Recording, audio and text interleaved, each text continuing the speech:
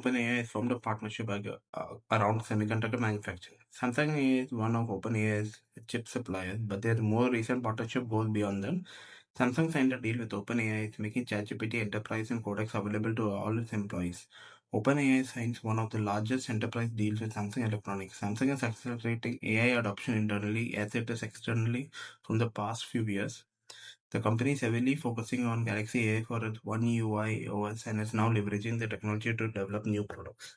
ChatGPT Enterprise and Codex will be deployed in all Samsung branches and will help with technical, non-technical work, software development, marketing, product development, and even manufacturing.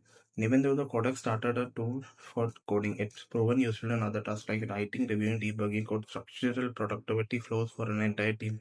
According to OpenAI, Codex is now used by more than 5 million people worldwide and has recorded nearly 800% growth since February 1st this year. Perhaps this is not a surprise given that OpenAI is already being adopted by big names in industry like LG Electronics. Seoul National University recently made ChatGPT EDU available to its 47,000 students and employees.